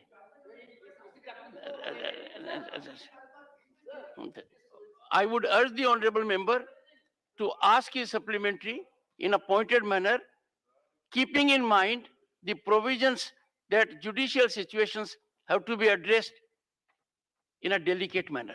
Please. With delicacy, I'm saying. No, you are making reference, honorable member. Sir, I'm saying. No, you are making reference to an individual who is not a member of the House. Sir, you are making reference on which the honorable president has issued a warrant this is a of factual appointment. thing known The Supreme all Court over has India. taken already a view on that. Whatever be it, mistakes happen. Honorable Minister. Honorable Chairman, sir, you have very rightly made the observation that there are certain sensitive matters which we have to bear in mind when we speak in this August House. And the leader of the House also. You have been not called by the chairman to speak. Sir, the question the honorable member has raised, honorable member is a former senior bureaucrat, so I expect that he need not be told the rules and regulations and decorum. However, his question was very specific. He was asking about the conflict between judiciary and executive. Now, this is a vague kind of question. In a way, if there are differences in opinion, and that is very much part of the democracy. Within a family, within political parties, there are differences of opinion. So when there are differences of opinion, there are ways to make solutions to that also. So his question was not anything which he wanted to know from the government in terms of any figures, facts. He Honorable was member, asking about the second situation. supplementary. Minister has not replied correctly. I asked for sharp points of difference, not conflict. So don't put words in my mouth. I asked for sharp points of difference. That has not been responded Honorable to. Minister. And sir, one more, sir. One more to this, that he has mentioned about 127 proposals of High Court judges that are lying vacant. When will they be taken up? Honorable 18 Minister. proposals have been rejected. Honorable Minister. Sir, while I am speaking in this house today, there are 210 vacancies in various high courts. In terms of the numbers of the vacancy, I can say that once the names are recommended by the collegium, 3 members collegium in the High Court, then it proceeds as per the laid down procedure in the memorandum of the procedure. Shri Sushil Modi. So, sir, these 210 names, he is asking about the vacancies. We have not received the proposal, so there's no question of any sharp differences. Shri Sushil Modi. सती महोदय, मैं माननीय मंत्री महोदय से जानना चाहता हूं कि ये बात सही कि 6 जनवरी 2023 को भारत सरकार ने चीफ जस्टिस ऑफ इंडिया को एक पत्र लिखा है और जिसमें यह आग्रह किया कि सर्च कम इवैल्यूएशन कमेटी में भारत सरकार का और राज्य सरकारों का प्रतिनिधि रखा जाए, जिसके द्वारा कॉलेजियम जो जजेस की नियुक्ति की जा सके। Honourable minister. और उसकी क्या स्थिति है? Honourable minister. सर, आपको इस चीज का विदित होगा कि 2015 में जब सुप्रीम कोर्ट का कॉन्स्टिट्यूशन बेंच ने इस हाउस के द्वारा पारित किया गया, यूनानिमसली जो पारित किया गया एनजेएसी और 99th कॉन्स्टिट्यूशन अमेंडमेंट एक्ट, दोनों को स्ट्राइक डाउन किया था, तो उसमें कुछ ऑब्जर्वेशंस किए थे और कुछ डायरेक्शंस दिए थे। उसी डायरेक्शन के मुताबिक और उस डायरेक्शन में क्लियरली लिखा है कि जो एग्जिस्टिंग एमओपी को सप्लीमेंट किया जाए, इंप्रूवाइज किया जाए, और उसी में यह भी कहा गया कि सरकार को पहल करना चाहिए कॉलेजियम के साथ। उसको फॉलो करते हुए मैंने एक पत्र लिखा, लेकिन उस पत्र को कुछ समाचार और पत्र में या किसी एक फोरम में गलत तरीके से पेश किया गया, तो ये न्यूज़पेपर के आधार पर अगर हम लोग यहाँ बात करेंगे तो ये ठीक नहीं रहेगा। Sir, Shri Tiruchi Shiva. Thank you, Chairman, sir. Sir, my question is very simple, but very important. Would the government consider the possibilities of introducing the reservation policy in the appointment of judges? Honorable Minister. Sir, as per the existing policy and provision, there is no reservation in the Indian judiciary.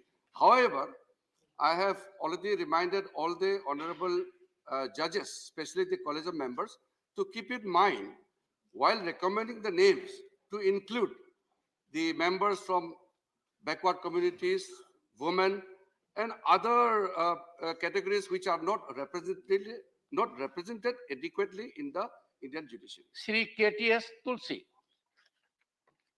Honorable Chairman, sir, thank you very much for giving me this opportunity. It's an important issue, and I want to place before this House and before the Minister the statement made by Mr. B.R. Ambedkar with regard to the appointment of judges. It's very important. With this statement, Dr. Ambedkar says, with regard to the question of concurrence of the Chief Justice, it seems to me that those who advocate that proposition seem to rely implicitly both on impartiality of the Chief Justice and the soundness of his judgment. I personally feel no doubt that the Chief Justice is an eminent person. But after all, the Chief Justice is a man with all the failings, all the sentiments, and all the prejudices which we as common people have. And I think to allow the Chief Justice practically veto on the appointment of judges is to transfer the authority to the Chief Justice, which we are not prepared to do, which we are not prepared to veto. Then there is Justice Krishna Iyer, who Sir, has your question expressed now, himself. your question. This is in public domain. Your question to the Honorable Minister. No, my second question with regard to the same issue is the quotation from Justice Krishna Iyer on the appointment of judges. And Justice Krishna Iyer says, there is no structure to hear the public in the process of selection. No principle is laid down. No investigation is made, and a sort of anarchy prevails. Is that Honorable right? Minister. Sir, I share and endorse the sentiments made by Honorable Member Tulsiji, and also what he has quoted from the debates of the Constituent Assembly, especially Dr. B.R. Ambedkar ji. However, we all know how the provisions of the Constitution got changed, especially in the second judge's case, which is known as the Advocates on Records Association versus Union of India case. And that where the word consultation was transferred and changed as concurrence. And further, the president reference was made to seek clarification on the exact meaning of the consultation. And it was elaborated and further expanded in 1998 by introducing the collegium system. So what was transpired in the Constituent Assembly and what was being introduced and which we still practice, there is a big shift. But however, since we are not discussing about the judicial appointment and the matters related to, it will be difficult to respond to the quotes which honorable member has made, especially about Justice Krishna Question Iyer number and 79, Shri Mujibullah Khan. 79. Honorable Chairman, Minister. sir, the answer is laid on the table of House. Supplementary one. Thank you sir. मैं राज्यसभा आने के बाद सारे पहला star question मेरे भाग्य में पड़ा है। सप्लीमेंट्री। और मेरा सौभाग्य है कि माननीय प्रधानमंत्री जी आज सदन पर मौजूद है, उनके उपस्थिति में मेरे को पूछने का मौका मिला है। मैं माननीय मंत्री महोदय से जानना चाहता हूं कि जो पावर रिएक्टर्स मध्य प्रदेश, राजस्थान, हमारे कर्नाटक और हरियाणा, ये 4 राज्यों में चल रहे हैं। माननीय मंत्री जी उसमें आंसर दिए हैं कि 2031 को ये रिएक्टर्स कंप्लीट होगा। तो मैं माननीय मंत्री से ये जानना चाहता हूं कि ये सब प्रोग्राम ये कब शुरू हुआ था, ये रिएक्टर्स का काम कौन से साल में शुरू हुआ था और कब खत्म होने के लिए टाइम उसका फिक्स किया गया। ऑनरेबल मिनिस्टर, इस बीच में अगर टाइम ज्यादा चले गया है तो कितना हमारा और पैसा एक्स्ट्रा लगा, नुकसान कितना हो रहा है। सभापति महोदय, आदरणीय सदस्य का अभिनंदन है और जो उन्होंने प्रश्न किया उसका उत्तर तो उनको उपलब्ध करवा दिया गया, लेकिन इसमें कोई अनावश्यक विलंब नहीं हुआ है। वास्तविकता यह है कि सन 2017 में मंत्रिमंडल की ओर से स्वीकृति दी गई थी और कुल मिलाकर के 1,05,000 करोड़ की लागत से ये सारे प्रोजेक्ट्स बनने हैं, जिसमें 2 रिएक्टर कर्नाटक, 2 हरियाणा, 2 मध्य प्रदेश, 2 राजस्थान। अब 2031 का जो लास्ट डेडलाइन है वो फेज्ड मैनर में है। उसका अर्थ ये नहीं है कि सारे के सारा फंक्शनल उसी साल में होगा, धीरे धीरे फेजेस में ये काम चलेगा, लेकिन ये निरंतर इसकी प्रगति हो रही है। क्योंकि इस सरकार का सन 2014 के बाद प्रधानमंत्री मोदी जी के नेतृत्व में हमने अनेकों ऐसे कारण जो पहले विलंब पैदा करते थे उनकी भी चिंता की है और इसीलिए आपको जानकर के खुशी होगी और आदरणीय सदस्य को भी कि 2013-14 में जब ये सरकार आई थी तो हमारे यहाँ कुल मिलाकर के जनरेशन जो एटॉमिक एनर्जी की होती थी वो थी 35,333 मिलियन यूनिट, जो आज बढ़कर के 47,112 हो गई। अर्थात 60-65 वर्ष में हम केवल 35,000 तक पहुंचे थे और 8 वर्ष में हम 12,000 की उसमें इजाफा हुआ। इसी प्रकार, और ये इसलिए संभव हुआ कि अनेकों ऐसे निर्णय लिए गए प्रधानमंत्री जी के द्वारा जो आउट ऑफ बॉक्स भी थे, पाथ ब्रेकिंग थे। उदाहरण के तौर पर 3,000 करोड़ रुपए का बजट रखा गया exclusive for atomic energy for 10 years. इसके अतिरिक्त ये तय किया गया कि हमारी जनरेशन कैपेसिटी सन 2025-24 तक 3 गुना बढ़ करके हो जाएगी। अक्सर ये हमारे रिएक्टर प्लांट्स और न्यूक्लियर प्लांट्स सीमित थे दक्षिण के कुछ राज्यों तक या पश्चिम महाराष्ट्र में। उनको देश के दूसरे हिस्सों में भी ले जाने का काम शुरू हुआ।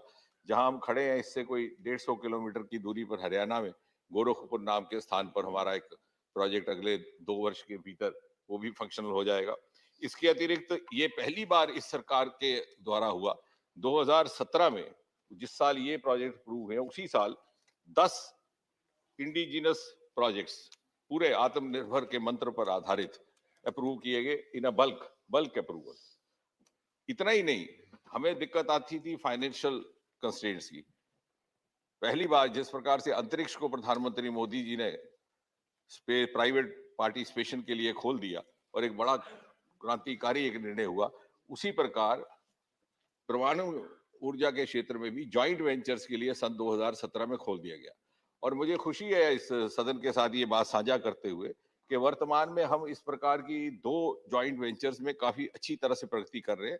एक हमारी एनटीपीसी के साथ है, जो नेशनल थर्मल कॉर्पोरेशन है, और दूसरा इंडियन ऑयल के साथ।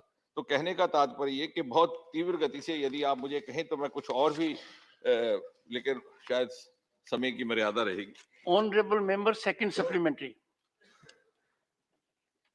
मान्यवर मंत्री महोदय, हमारे जॉइंट वेंचर में जो पीपीपी मोड में किया गया है, हमारे पार्टनर्स कौन कौन हैं और ये पार्टनर्स आने के बाद हम लोग कितने सफलता हासिल किए? Honourable minister. पार्टनर्स एक बार दोहराएंगे? ये पीपीपी में पार्टनर कौन कौन है जॉइंट वेंचर में? शायद समझने में, मेरे समझाने में, it is not PPP model. अभी हमने joint ventures for the time being खोला है with the public sector units. शायद वो आगे जाकर के उस पर विचार हो। फिलहाल चूंकि अभी तक तो ये पूरा गोपनीयता में काम करता था, तो 2017 में एक निर्णय लेकर के प्रधानमंत्री जी के नेतृत्व में joint ventures with public sector units, और ये एनटीपीसी और इंडियन ऑयल कॉर्पोरेशन दोनों ही पब्लिक सेक्टर है। पहले चरण में हमने इस तरह का एक प्रयोग और इसके अनुभव से फिर आगे बढ़ने का प्रयास रहेगा। Shri Jairam Ramesh. Sir, my question is completely non-political and I expect Sir, a completely non-political answer. I'd like the Honorable Minister to take the House into confidence. What is the status of negotiations with the French, which has been going on for a long time, for the construction of 6 1600 megawatt reactors at Jaitapur in Maharashtra? Honorable Minister.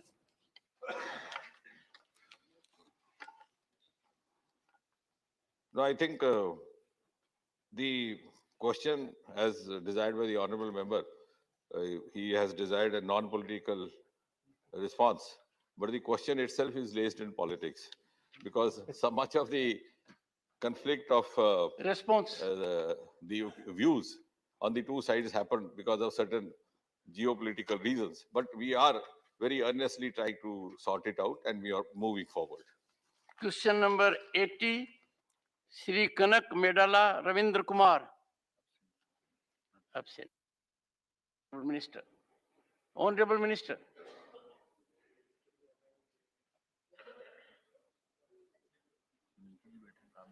Honorable Minister. Honorable Minister, question number 80. Okay. Shri Dinesh अनावाडिया।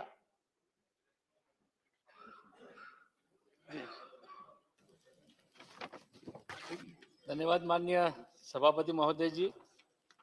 मैं गुजरात से आता हूँ और आपके माध्यम से माननीय मंत्री जी से ये जानना चाहता हूँ कि 1 फरवरी 2023 की स्थिति में गुजरात के उच्च न्यायालयों में विलंबित मामलों का ब्यौरा दीजिए।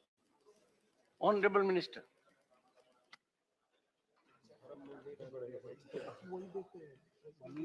महोदय,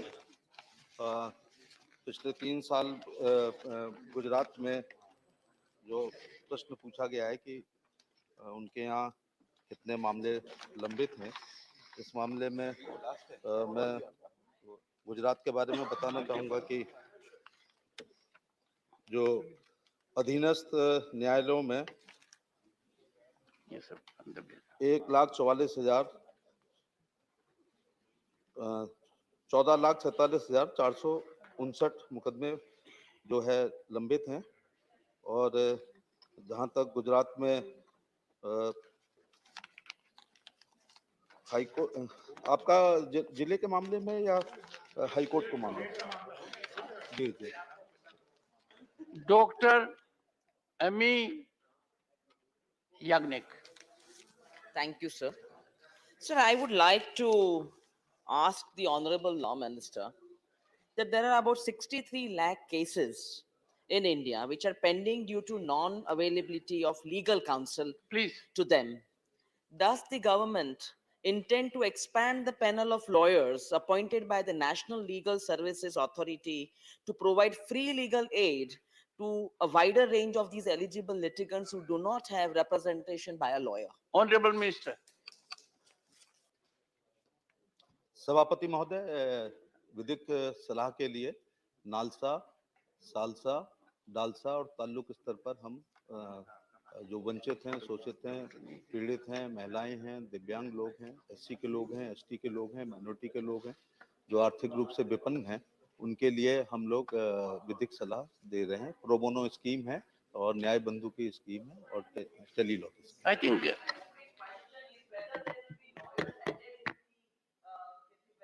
Also, I will appoint more lawyers for these kind of people. It was not audible, but response I is there. think the answer was not correct. And you both being from this, you can get in touch with the Honorable Minister. So the intention is to come from the Honorable Law Minister. And the paralegal volunteers are being expanded, and we have already stated that from last year, we are even giving free legal aids for providing pro bono services. The fees are provided with the government. This is a great effort to ensure that poor people get justice at a very, very cheap rate or free, of course, if possible. It required a high decibel response. Dr. Shantanu Sen. Thank you, sir. Sir, as a law-abiding citizen, I am really worried, as because there is a prevailing public perception because of certain events and certain statements that our government is trying to have a direct control over the judiciary. My question before my learned minister is, what step is being taken by our government to clear this confusion amongst the common people at large? Honorable Minister. महोदय, जैसे आपने ही अपने विचार व्यक्त करते हुए कहा था कि डेमोक्रेसी के 3 पिलर हैं, कार्यपालिका, विधायिका और न्यायपालिका। तीनों के अपने अधिकार हैं, तीनों के कर्तव्य हैं और कोई भी लक्ष्मण रेखा का उल्लंघन नहीं करता है। तो इसलिए सबके अपने सीमाओं में हम लोग काम करते हैं और कुल मिलाकर हमारा उद्देश्य है कि अंतिम व्यक्ति को न्याय मिल सके। Question number 81, Shri Javed Ali Khan. Honorable Minister. वहाँ पटल पे रखा गया। Supplementary one, Honorable Member. माननीय सभापति जी, आप भी देखिए मेरे प्रश्न का भाग का। आप प्रश्न पूछिए। पूछूंगा तो जब जवाब देंगे। भाग का एक भी जवाब, एक शब्द भी उसके जवाब में नहीं लिखा गया है। अब मेरा सवाल तो सुन लीजिए सर। बहरहाल वो बाद में मुझे बता देंगे या दोबारा पटल पे रख देंगे। नहीं, ऑनरेबल मिनिस्टर, तब पटल पर रखा था, अब बताएंगे। Honourable minister. सभापति महोदय, हमारे जो माननीय सदस्य हैं उनका स्पेसिफिक प्रश्न था कि all India consumer price index जो सरकार तय करती है उसमें जो वेटेज के मानक है वो क्या है? ऑल इंडिया और मैं उनको ये बताना चाहूंगा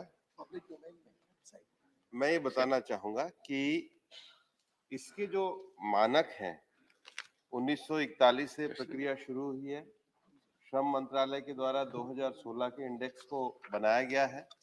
हमने 2016 के इंडेक्स के 16 का जो इंडेक्स बनाया उसमें मानकों में वृद्धि करी है। उसमें जो यूनियन और स्टेट जो संख्या थी उसको 25 से बढ़ा करके 28 किया है। कवरेज जो 78 था जो सेंटर्स का उसको बढ़ाकर 88 किया है। इसके अतिरिक्त उसके कवरेज के जो मार्केट्स जो क्षेत्र थे उनको हमने इंक्रीज किया है और उसके साथ ही साथ सैंपल साइज को भी बढ़ाया है। ये जो मानक इकट्ठे किए जाते हैं ये मानक औद्योगिक जगत के जो 7 क्षेत्र हैं उन विभिन्न क्षेत्रों से किए जाते हैं और अब उसमें पहले 392 उसमें कमोडिटीज थी उनको बढ़ाकर अब 465 किया गया है और उसके द्वारा ही इस वेज का निर्धारण होता है। Honourable member second supplementary.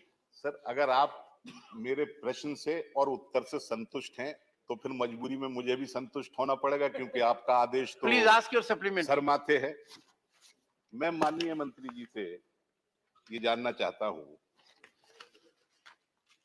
कि वित्त मंत्रालय के अनुसार मई 2022 में जो थोक मूल्य सूचांक WPI महंगाई का था वो पिछले 30 वर्षों में सबसे अधिक था, लेकिन जो हमारा लेबर ब्यूरो है शिमला उसके अनुसार महंगाई भत्ता 3 से 4% तक ही बढ़ रहा है।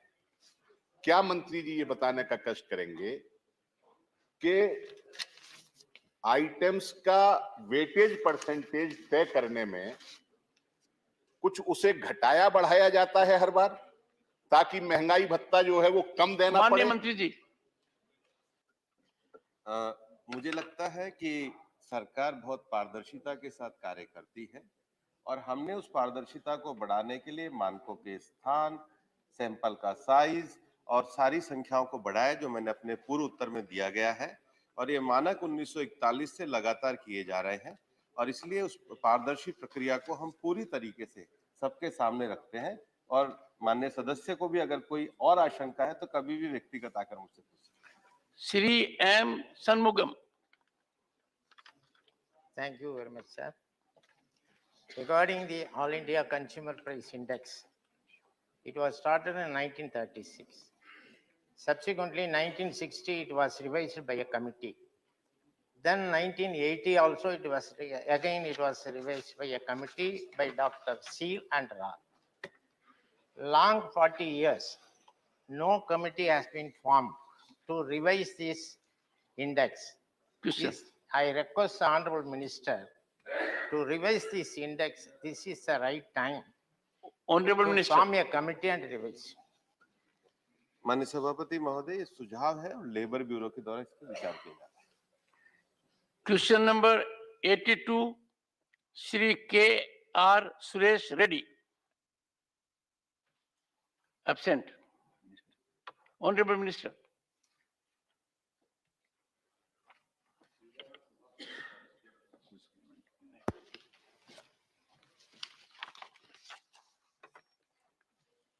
Question number 83 doctor Fauzia Khan. Question number 83, sir.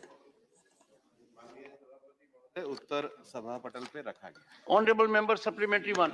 Sir, I want to ask the minister through you, that these animals from the forest, they come into non-forest areas and the farmers, to protect their crops, they put up these fences illegally electrified.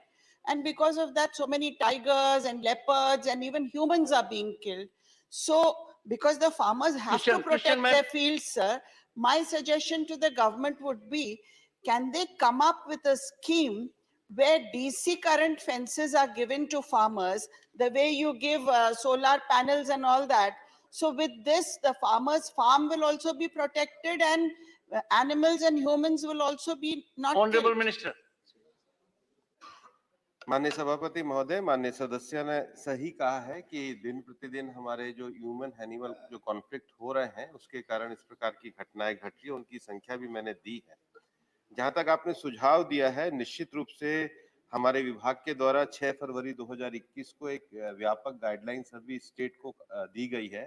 हमने सभी राज्यों से कहा है कि जिला स्तर पर चूंकि विभिन्न प्रकार के डिपार्टमेंट इसके अंतर्गत इन्वॉल्व होते हैं, उनकी कोऑर्डिनेशन कमेटी बनाई जाए पर्टिकुलर जो हॉट स्पॉट्स हैं, जहां पर सबसे ज्यादा इंसिडेंट होते हैं, उनको आइडेंटिफाई किया जाए। और उसके साथ हमने वन विभाग के साथ ये भी स्थानीय प्रशासन को कहा है कि हम ज्वाइंट पेट्रोलिंग भी आपके साथ डिस्ट्रिक्ट एडमिनिस्ट्रेशन के साथ कर रहे हैं, ताकि जो घटनाएं घटती हैं।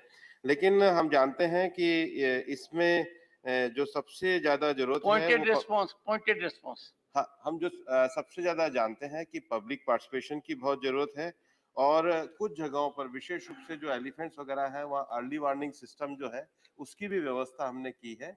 6 फरवरी 2021 की गाइडलाइन में कंप्लीट विस्तार से सब विषयों को Honorable member, second supplementary.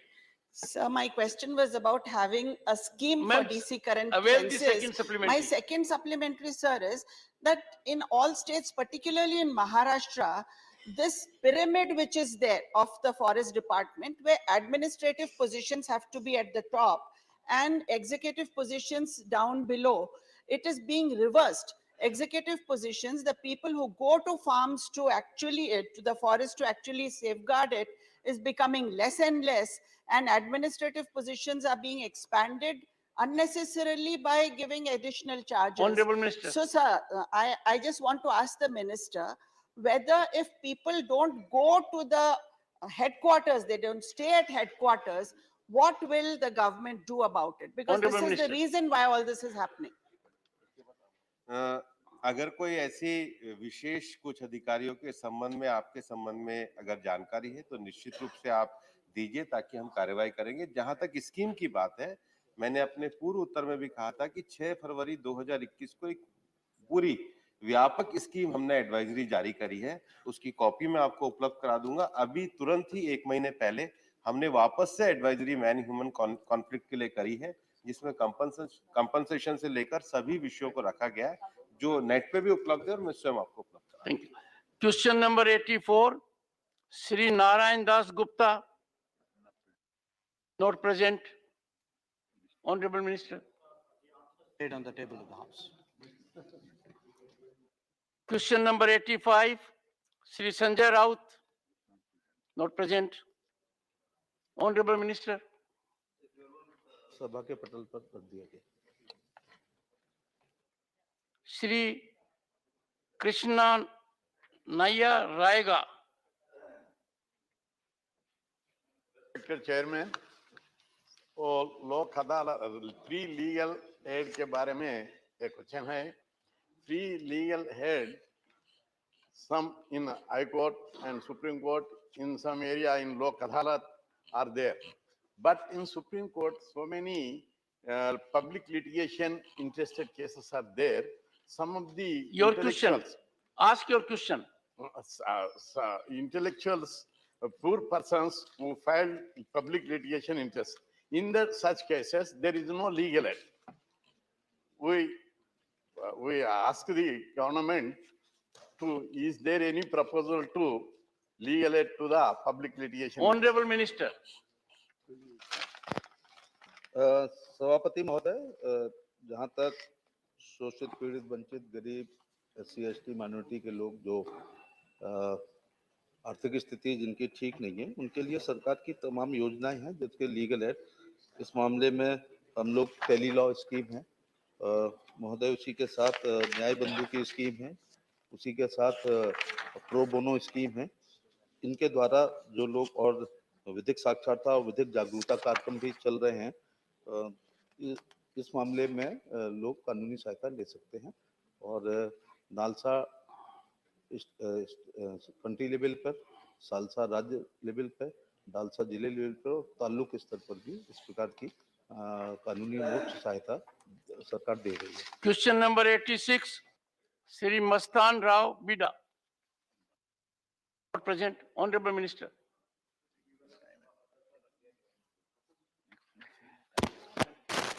Honorable members, on the motion of thanks on Honorable President's address, opportunity was given to all sections of the House. However, in the category of nominated members, as Sri Ghulam Ali availed the maiden speech time, I will accommodate one more member. At their request, 10 minutes will be given to a member in this category at 2 p.m. and thereafter there will be reply by the Honorable Prime Minister. Nominated.